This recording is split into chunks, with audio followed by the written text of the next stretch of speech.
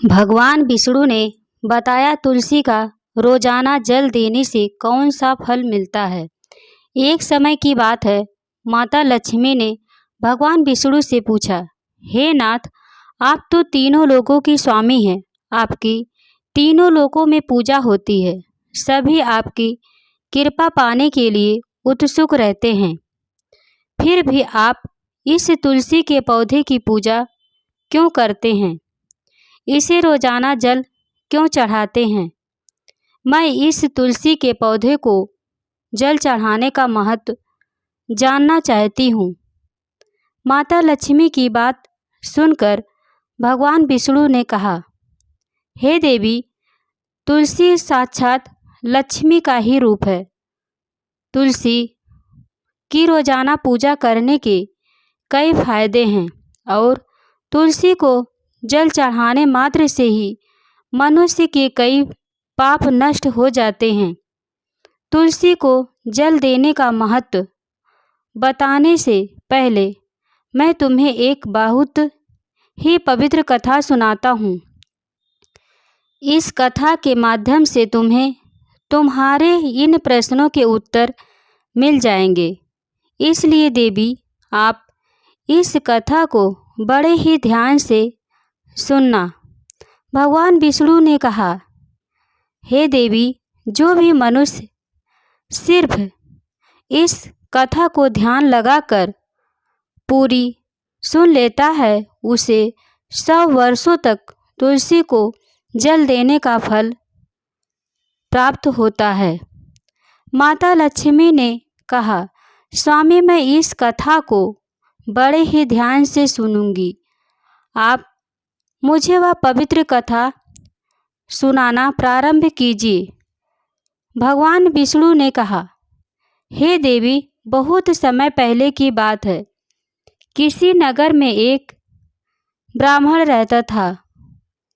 उसका जन्म तो ब्राह्मण कुल में ही हुआ, लेकिन उसके कर्म नीच प्रवृत्ति के थे। वह ब्राह्मण हमेशा ही झूठ बोलता और गलत तरीके से पैसा कमाता था। हमेशा उसका बुरे कर्मों में ही मन लगा रहता था। वह सदैव ही जुआ, वेश्यावृत्ति और चोरी में ही लगा रहता था। उसने अपने जीवन में कभी भी पुण्य के काम नहीं किए और शास्त्रों का अध्ययन नहीं किया। ब्राह्मण होते हुए भी कभी पूजा पाठ नहीं किया। सदैव ही उसका मन दूसरों के धन पर लगा रहता था और वह दिन में जो भी धन कमाता, उसे रात्रि में जुआ और वेश्यावृत्ति में उड़ा दिया करता था। इस तरह वह ब्राह्मण अपने जीवन को पाप कर्मों में ही गुजार रहा था। उसने अपने मुख से कभी भगवान का नाम भी नहीं लिया और ना कभी देवी देवताओं का पूजन किया। इस प्रकार से पाप करते हुए उसे कई वर्ष बीत गए। फिर वह ब्राह्मण कुछ खरीदारी करने के लिए एक नगरी में जा पहुंचता है। उस नगरी के पास में गंगा नदी बहती है और उस नदी में स्नान करने के लिए दूर दूर से लोग आया करते थे। फिर वह ब्राह्मण गंगा जी के किनारे एक आश्रम में ठहरता है। उस आश्रम में अनेक विद्वान ब्राह्मण प्रतिदिन पुराणों का पाठ तथा भगवान की भक्ति में लीन रहते थे। वह ब्राह्मण भी ढोंग करता हुआ वहीं पर उनके साथ रुक गया और उन ब्राह्मणों के साथ रहकर उसे भी भगवान का नाम लेने का अवसर मिल रहा था। वह उसी स्थान पर कुछ दिनों के लिए रुका। फिर वहां पर आए हुए लोगों ने गायों का पूजन करके ब्राह्मणों को भोजन कराया, तो उस ब्राह्मण ने भी उनके साथ बैठकर भोजन किया और भगवान का प्रसाद ग्रहण किया। वहीं पर उस आश्रम में एक तुलसी का पौधा था। वह ब्राह्मण जाने अनजाने में उस तुलसी के पौधे में पानी डालता था। उसके मन में कोई विचार नहीं था कि वह क्या कर रहा है। वह प्रतिदिन सुबह उठकर बाल्टी में पानी लेकर तुलसी के पौधे में डालता था। यह उसकी रोजाना का नियम बन गया। फिर एक दिन की बात है, वह आश्रम में सोया हुआ था। तभी अचानक उसके पास एक काला सर्प आया और उस काले सर्प ने उसे नींद में ही डस लिया और थोड़ी ही देर में उस ब्राह्मण की नींद में ही मृत्यु हो गई। और जब सुबह दूसरे ब्राह्मणों ने उसे इस अवस्था में देखा तो उन्होंने उसके मुख में तुलसी पत्र और तुलसी का जल डाल दिया। फिर उन ब्राह्मणों को पता चला कि उसकी तो मृत्यु हो चुकी है। तब वहाँ पर यमदूत आते हैं और उस ब्राह्मण को पकड़कर यमलोक ले जाने लगते हैं। रास्ते में जाते हुए वह ब्राह्मण विलाप करने लगा और यमदूतों से कहने लगा, लगता है हे यमदूतों, मुझे कहाँ ले जा रहे हो और मेरी मृत्यु किस कारण से हुई है।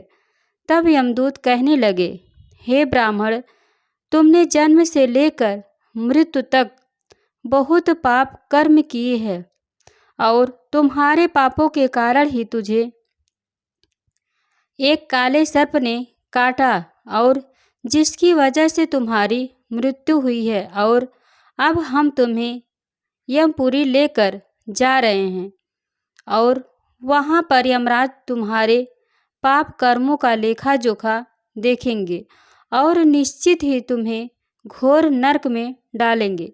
फिर से वो ब्राह्मण फूट फूट कर रोने लगा और उन यमदूतों से माफ़ी मांगने लगा, किंतु यमदूतों को उस पर जरा सी भी दया नहीं आई और वे उसे मारते हुए यमलोक लेकर गए। जब यमदूत उस ब्राह्मण को लेकर यमराज के सामने उपस्थित हुए तो यमराज के पास बैठे हुए चित्रगुप्त ने उस ब्राह्मण के कर्मों का लेखा जोखा की निकाला और यमराज से कहने लगा, हे यम धर्मराज, इस ब्राह्मण ने तो अपने पूरे जीवन भर पाप ही पाप किए हैं।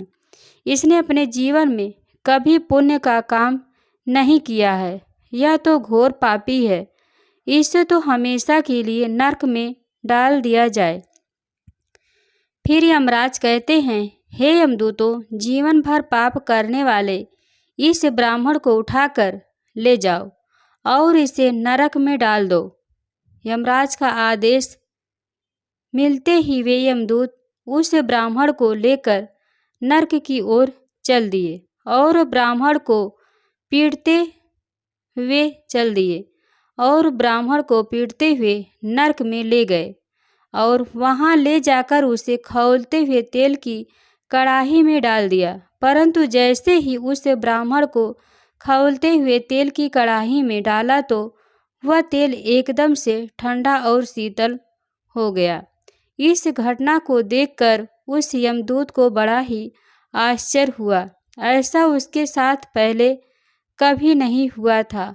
उस यमदूत ने कितने ही पापियों को उस तेल की कड़ाही में डाला था और वे सभी उस खौलते हुए तेल में गिरकर छटपटाने लगते हैं। लेकिन जैसे ही वह ब्राह्मण गर्म तेल की कड़ाही में गिरा तो वह तेल अचानक से शांत और शीतल हो गया। इस आश्चर्यजनक घटना को देखकर वह यमदूत जल्दी से दौड़ता हुआ यमराज के पास पहुंचा। यमदूत को देखकर यमराज ने कहा, हे यमदूत, क्या बात है? तुम इतने घबराए हुए क्यों लग रहे हो? फिर यह यमदूत कहता है, हे धर्मराज, आपने जिस ब्राह्मण को नरक में डालने के लिए कहा था। मैंने जैसे ही उसे खौलते हुए तेल की कड़ाही में डाला तो उस भट्ठी की अग्नि बुझ गई और वह खौलता हुआ तेल भी बिल्कुल ठंडा हो गया। फिर यमराज कहते हैं, हे यमदूत, यह तो बड़ी ही विचित्र घटना है। ऐसा तो पहले कभी नहीं हुआ था। यमराज विचार कर ही रहे थे कि तभी वहां पर नारद मुनि प्रकट होते हैं। नारद मुनि को देखकर यमराज अत्यंत प्रसन्न होते हैं और उन्हें प्रणाम करते हैं और उनका स्वागत करते हैं। फिर यमराज नारद मुनि से कहते हैं, मुनिवर, आप उचित समय पर आए हैं। हमने आज और अभी एक अत्यंत पापी ब्राह्मण को नरक में गिराया है, किंतु उसके गिरते ही नरक की अग्नि ठंडी पड़ चुकी और खौलता हुआ तेल भी शीतल हो गया। तब नारद मुनि ने यमराज से कहा, हे धर्मराज, आपने जिस ब्राह्मण को नरक में डाला है वह नरक में डालने योग्य नहीं है, क्योंकि उस ब्राह्मण के द्वारा अनजाने में ही ऐसा कर्म हुआ है जो नरक का नाश करने वाला है। जो मनुष्य पुण्य कर्म करने वाले लोगों की संगति करता है उसे उनके पुण्यों का भाग जरूर मिलता है। भगवान के भक्तों के साथ रहा है। इस ब्राह्मण ने आश्रम में रहते हुए रोजाना तुलसी में जल डाला है, इसलिए यह ब्राह्मण बड़ा पुण्यात्मा बन गया है और इससे के सारे पाप नष्ट हो गए हैं। यह ब्राह्मण अब स्वर्ग लोक में जाने का अधिकारी बन गया है। इस ब्राह्मण ने अनजाने में ही इतना पुण्य कमाया है जो कई जन्मों तक मनुष्य को प्राप्त नहीं होता है। इसलिए हे धर्मराज, आप इस ब्राह्मण को नरक में न डालो और इसके पापों के लिए इसे केवल इतना दंड दो, इसे सभी नरकों का दर्शन कराओ। नारद मुनि को बात सुनकर यमराज बहुत ही खुश होते हैं और उस ब्राह्मण को नरक से निकाल कर लाते हैं और अपने यमदूतों से कहते हैं, हे यमदूतों, इस ब्राह्मण को ले जाओ और संपूर्ण नरकों का दर्शन कराओ। और फिर यमदूत उस ब्राह्मण को ले जाते हैं और संपूर्ण नरकों का दर्शन कराते हैं। भगवान विष्णु ने कहा, हे देवी, इस प्रकार से यमदूत उस ब्राह्मण को संपूर्ण नरकों का दर्शन कराते हैं और उससे यक्ष लोक में ले जाते हैं और फिर वह ब्राह्मण यक्ष लोक बन जाता है। भगवान विष्णु कहते हैं, हे देवी, वनस्पति नाम तुलसी, मास नाम कार्तिक, तिथि नाम एकादशी। देवी, वनस्पतियों में मुझे तुलसी प्रिय है, मास में कार्तिक मास और तिथि में एकादशा प्रिय है। इसलिए जो मनुष्य रोजाना तुलसी की पूजा पाठ करता है और तुलसी को जल देता है, वो मनुष्य मुझे सबसे अधिक प्रिय है। उस मनुष्य की कभी भी दुर्गति नहीं होती है और वह मनुष्य कभी नरक में नहीं गिरता है। जिन धर्मों में तुलसी का पौधा सदैव ही हरा भरा रहता है, उस घर में सुख, शांति और समृद्धि बनी रहती है। भगवान विष्णु कहते हैं, हे देवी, मेरी पूजा में और मुझे चढ़ाए जाने वाले भोग में तुलसी के पत्र अवश्य होने चाहिए, क्योंकि तुलसी पत्र के बिना मैं किसी प्रकार का भोग स्वीकार नहीं करता हूँ। इसलिए प्रत्येक घर में तुलसी का पौधा अवश्य होना चाहिए और हमेशा ध्यान रखें कि तुलसी का पौधा चुनरी के बिना अधूरा होता है। तुलसी केवल एक पौधा ही नहीं है, बल्कि वह एक देवी है, अर्थात विष्णु की पत्नी। इसलिए तुलसी को चुनरी अवश्य चढ़ानी चाहिए। इससे पति पत्नी में प्रेम और विश्वास बढ़ता है। पति पत्नी का दाम्पत्य जीवन खुशहाल बना रहता है। घर में रहने वाली महिलाएं सदा सुहागिन और सौभाग्यशाली रहती हैं।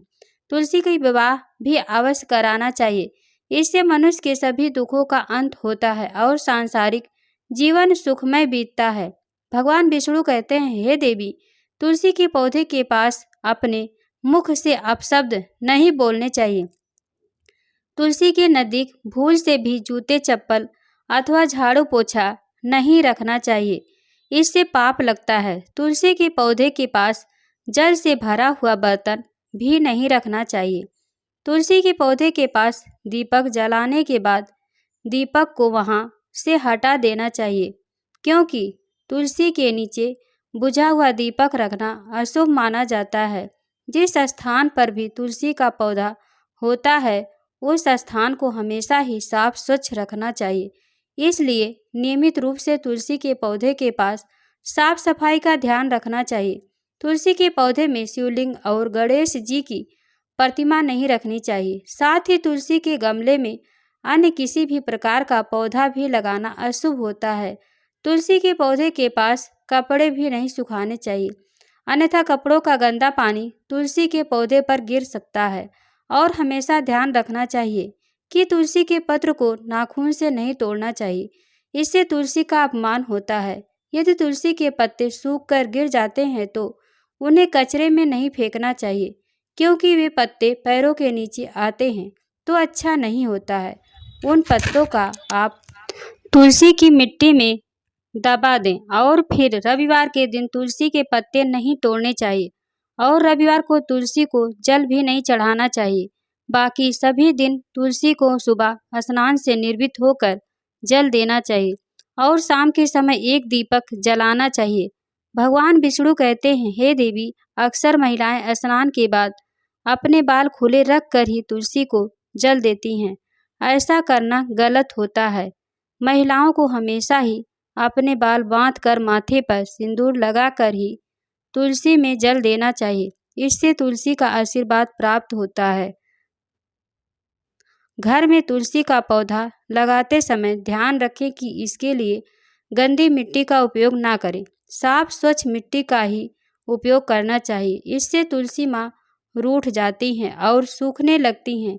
तुलसी का पौधा कभी भी गंदे स्थान पर नहीं लगाना चाहिए, जैसे नाली अथवा बाथरूम के पास तुलसी के गमले को कभी नहीं रखना चाहिए, अन्यथा गंदा पानी तुलसी के पौधे में गिर सकता है, जो बहुत ही अशुभ माना गया है। घर में तुलसी का पौधा कभी सूखना नहीं चाहिए। शास्त्रों में ऐसा मान्यता है कि तुलसी का पौधा सूखना अकाल मृत्यु की सूचना देता है। घर में तुलसी का पौधा सूख जाए तो घर की सुख समृद्धि खत्म हो जाती है।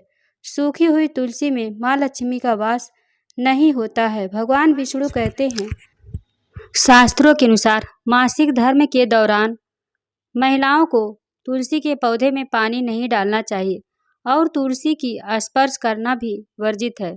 तुलसी को बिना स्नान किए जल नहीं देना चाहिए और पैरों में चप्पल आदि पहनकर भी तुलसी को जल नहीं देना चाहिए। तुलसी को जल देते समय ध्यान रखें कि वह जल आपके पैरों पर ना पड़े, इससे तुलसी का अपमान होता है। भगवान विष्णु कहते हैं, नित्य तुलसी के दर्शन से मनुष्य को स्वर्ग की प्राप्ति होती है और तुलसी पत्र के सेवन से उसके सभी पाप नष्ट हो जाते हैं। तुलसी का पौधा हमेशा घर के सामने लगाना चाहिए। इसे पूर्व अथवा उत्तर दिशा में लगाना सबसे अधिक शुभ होता है। तुलसी के पास मरुस्थलीय पौधे रखना बहुत ही अशुभ माना जाता है। ऐसे पौधे से नकारात्मक ऊर्जा निकलती है। शास्त्रों में कहा गया है, जिन पौधों से हरी भरी कलियों की उत्पत्ति ना हो, उसके स्थान पर कांटे निकलते हों, तो ऐसे पौधे को तुलसी के पास कभी भी नहीं रखना चाहिए। शास्त्रों में केले के पौधों का विशेष महत्व बताया गया है। अगर तुलसी के पास केले का पौधा लगा देते हैं तो कई गुना अधिक लाभ प्राप्त होते हैं। केले के पौधे में देवी स्वयं मेरा वास होता है। इसे तुलसी के पास लगाने से घर में सुख समृद्धि आती है। तुलसी के पौधे में शालिग्राम भी अवश्य रखना चाहिए। तुलसी के गमले में शालिग्राम रखने से तुलसी का और भी अधिक शुभ प्रभाव आपको देखने को मिलेगा। शालिग्राम मेरा ही निराकार रूप है। यह काले रंग का पत्थर होता है, जिसे विलक्षण और मूल्यवान माना गया है। इसे अगर तुलसी के गमले में रखेंगे तो आपके घर में संपूर्ण नकारात्मक ऊर्जा नष्ट हो जाएगी। घर में केवल एक ही शालिग्राम की पूजा करनी चाहिए। भगवान विष्णु कहते हैं, देवी मेरी मूर्ति से कई ज़्यादा उत्तम होता है। शालिग्राम की पूजा करना, शालिग्राम को चंदन लगाकर उस पर एक तुलसी पत्र रखना चाहिए। तो प्रतिदिन शालिग्राम को पंचामृत में स्नान कराना चाहिए। प्रतिदिन शालिग्राम को पंचामृत से स्नान कराना चाहिए। ऐसा करने से मनुष्य के सभी जन्मों के पाप नष्ट होते हैं। शालिग्राम सकारात्मक और सात्विकता का प्रतीक होती है। इस प्रकार भगवान विष्णु ने माता लक्ष्मी को तुलसी के पौधे को जल देने का महत्व बताया और घर में तुलसी का पौधा लगाने की सभी नियम बताएं। आप और आपके माता पिता सदैव स्वस्थ रहे। आपको ढेर सारा प्यार, ढेर सारा धन्यवाद। प्रिय दोस्तों, आज के वीडियो में बस इतना। हमारे द्वारा शास्त्रों के अनुसार दी गई जानकारी आपको अच्छी लगी हो तो वीडियो को एक लाइक कर अपने फैमिली फ्रेंड्स में शेयर जरूर कर दें। ऐसे इन्फॉर्मेशन वीडियो देखने के लिए हमारे चैनल को सब्सक्राइब कर बेल आइकन को प्रेस कर लें, ताकि जब भी मैं कोई नया वीडियो डालूं उसका नोटिफिकेशन आपके पास सबसे पहले पहुंचे। वीडियो देखने के लिए आप सभी का बहुत बहुत धन्यवाद। Thank you. जय हिंद, जय भारत।